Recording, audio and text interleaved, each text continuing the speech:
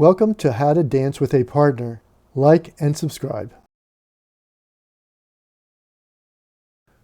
We're going to talk about musicality.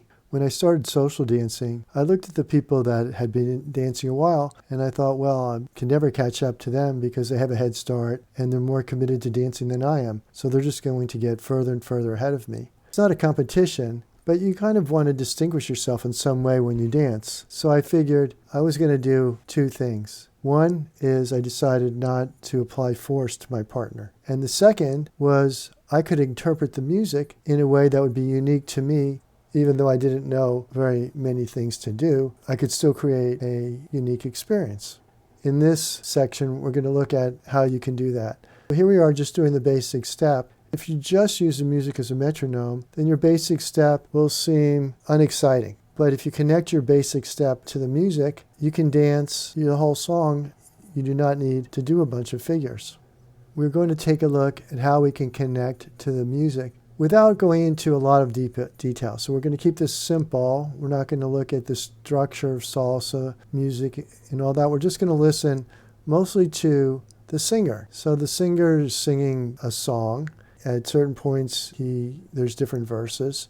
And we can listen to the singer and just feel when he's going to change, and then we can change what we're doing. Let's look at how this couple connects to the music.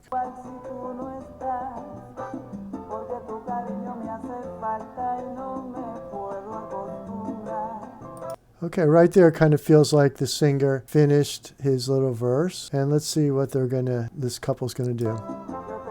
Okay, so they switch from going forward and back to sideways. Now, I didn't preview this. I was just listening to music, watching this just like you are, and I stopped the video here because to me, while I was listening to the singer, I thought this would be a good time to transition as I'm listening. Now, I was also leading this several years ago. It appears back then I was listening in the same way that I'm listening now.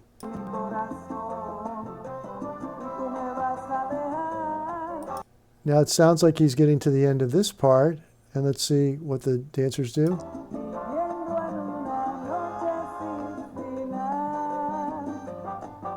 There. And we can hear he finished singing that part, and as he ended the part, we have the leader transitioning back to the other, from side to side to forward and back.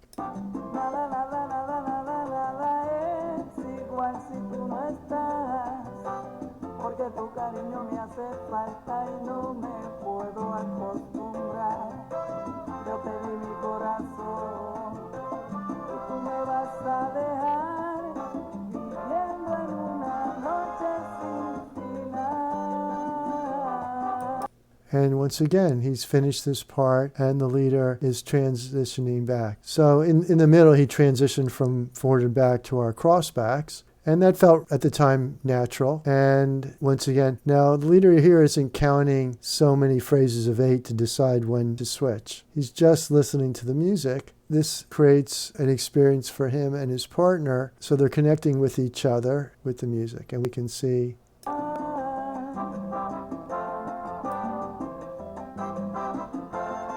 when you're dancing, listen to the music, dance to the way the music makes you feel. When you transition from one thing that you're doing to something else, try to have that transition happen when you feel the music is transitioning from one thing to another. This very simple set of figures that these two dancers are doing, forward and back, side breaks, and crossbacks, they can make it quite musical by just listening to the singer. And you can do the same, regardless of your skill level. You could do this your first day. Once you've learned to do the steps without having to think them through too much, you can just start listening to the music and already be a musical dancer. Remember to like and subscribe. Thank you for watching. Visit us at www.partnerdancing.com. Sign up for our free newsletter.